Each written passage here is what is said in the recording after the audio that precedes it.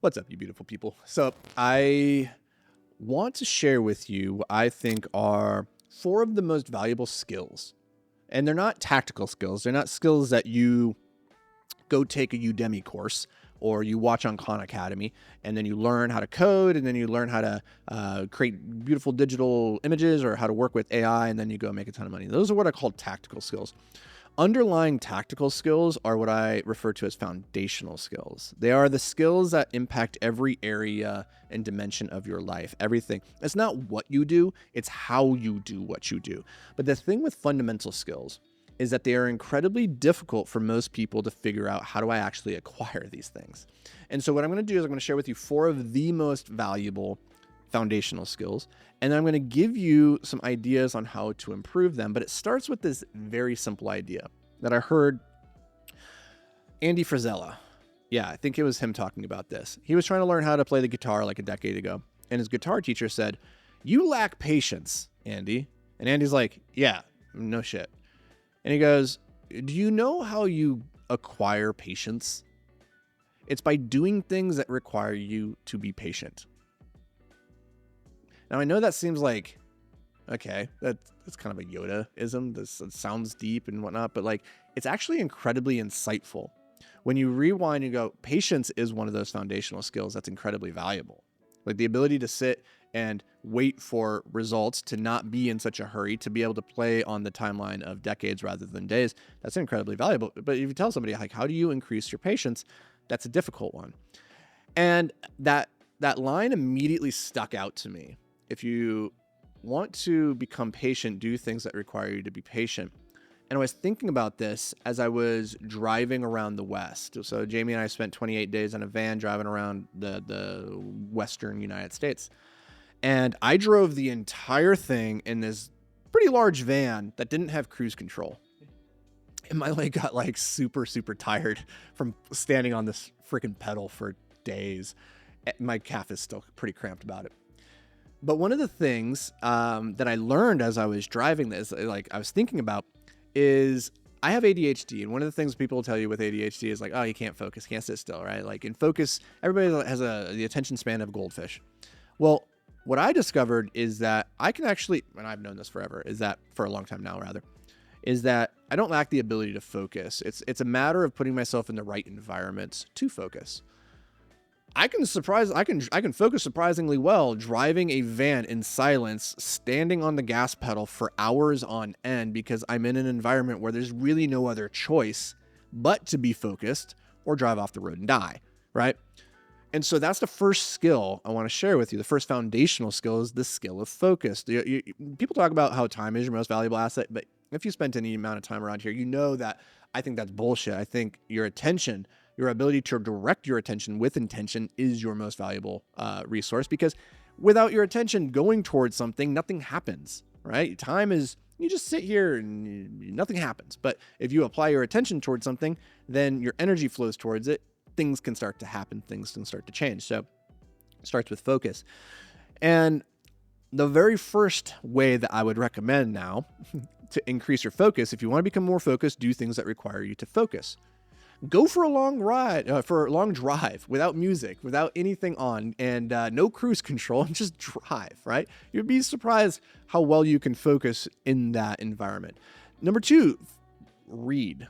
Reading is a really interesting activity that I recommend to everybody, not just because the acquisition of more information and knowledge is valuable, but because reading is like the ultimate form of focus. It's so boring. There's nothing going on, but you're looking at the words on a page. You're trying to collate that in your brain to create a message, try to create understanding. And a lot of times, the reason that people don't like reading is they're like, I just can't focus. I'll get to the end of a page and I'll realize I didn't retain anything and I have to go back to the beginning to read. And it's like, that's not a bad thing. That's not a bad thing. It's not a bad thing to read a page, get to the end, and have no clue what you just read. It gives you, you have the awareness that you didn't acquire the information, which gives you the opportunity to go back and focus again. In that microcosm of a page, you are like going into a weight room and lifting the focus muscle. Your focus muscle can't bicep curl the 5 pounds. That's why you can't make it to the end of the page. That doesn't mean you put down the 5 pounds and give up. You weakling. It means you go back to the beginning, you reread it again until you can do the 1 page, and then you try to do 2 pages. Now you're doing 15 pounds. Look at you, you're getting jacked. Like, that's a good thing. You should be psyched when you reach the limit of your focus on the page, because you can see it now and you can improve that. Shit, like my focus, I can read hundreds of pages. It takes me a really long time to get to the end of my focus now. I would kill to be able to improve my focus in less time. Anyway, reading is number 2. Go for a long drive. Go read a book. Play chess. Chess is another great example. But chess isn't just about focus. Chess is also about patience, because you have to sit there and wait for the other person to make their move, and that can be very, very, very challenging. So focus and patience often go hand in hand. So that's skill number 1. Skill number 2, second fundamental skill or foundational skill is creativity. I talk about this all the time. Creativity is the super skill for humans. It's a thing that gives you a competitive advantage in a world of AI and machine learning.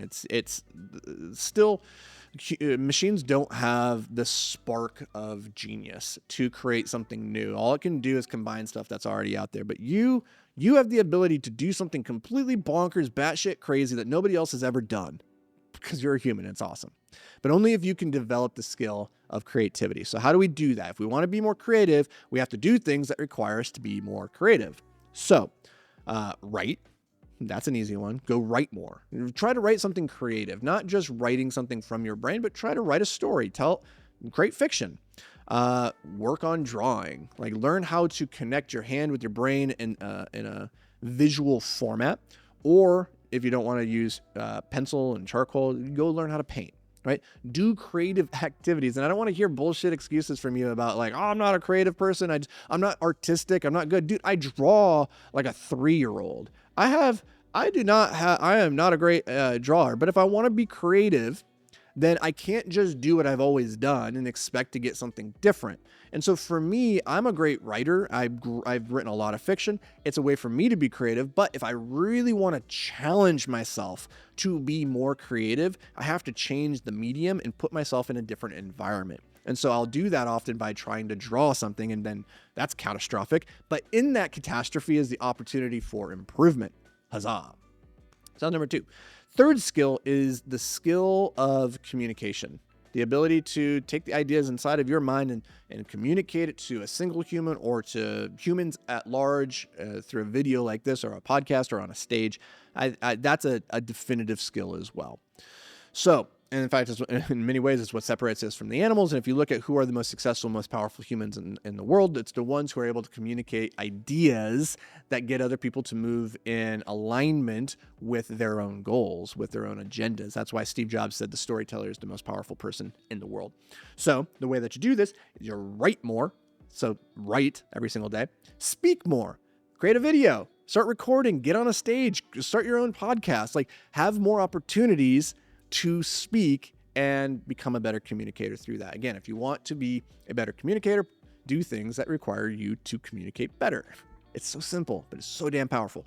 Last one is discipline. Discipline is the 4th foundational skill. Without discipline, nothing else really happens, because you're just otherwise sitting around waiting for motivation to strike. And everybody knows motivation is perishable, and it is no foundation upon which to build your life. That is why most people have just really terrible lives. If you look at them, it's like they have no consistency, no ability to maintain and show up on a long enough time frame to get the results that they want, and therefore they look like birds flitting from tree to tree, constantly just flying with the wind, rather than sitting down, hunkering down, being disciplined and focused on the things that are going to move you forward. This is the one that I really struggled with. So what are the things that you can do that would require you to be more disciplined? 3 easy ones. Work out every day until that becomes so ingrained in you that it no longer requires discipline. It just becomes routine. And then if you're one of those people, I'm talking to you, you're jacked. I see you through the thing. It no longer requires you discipline to get into the gym, right? So I get annoyed with the influencers who, like, Jocko Willink does this all the time. He shows his watch at 4 a.m. I love Jocko. I'm not like shit on him. Don't come after me, Jocko. But he shows his watch every morning at 4 a.m., getting into the gym, doing the work, right? And it's like, oh, he's so disciplined. He's so disciplined. And I would hazard at this point, that's not discipline. That's just habitual. Like, it's just who he is. It's his identity. So it doesn't count as discipline anymore. that's a great place to be. So do the workout, you create the discipline until it becomes so easy, it becomes part of who you are. Awesome. Second is wake up when you say you will, go to bed when you say you will. So have a bedtime, have a wake up time. Easiest way to start and end the day with discipline right there. It's super powerful. And then third one is actually sit down and plan your day before you start the day. So that could be the night before you get into bed, or it could be in the morning when you first wake up. That requires a surprising amount of discipline to sit down every day and be like, here's what I'm going to do today. And sometimes what we do is we just like start to go through the motions, or sometimes we just get some ideas in our head, but we stop going through the actual practice of sitting down and defining what does it look like to win the day. And I'm telling you, that doesn't seem like much. But the people that I know that have been the most successful that can sit down and actually do that for like 1,000 days in a row without missing a day because they're highly disciplined and they're always planning out what comes next, they tend to get what they want. So those are 4 foundational skills plus some ways that you can actually start developing those. So let me know down in the chat, which one of these are you struggling with the most? Just drop the word discipline, focus, communication, creativity. Which one are you struggling with the most? I have some resources that can help you dive even deeper into each one of those. I'll send it over to you. Otherwise, make sure that you hit subscribe, hit the like button, hit the bell button, hit all the different damn buttons, and I'll see you guys in the next episode.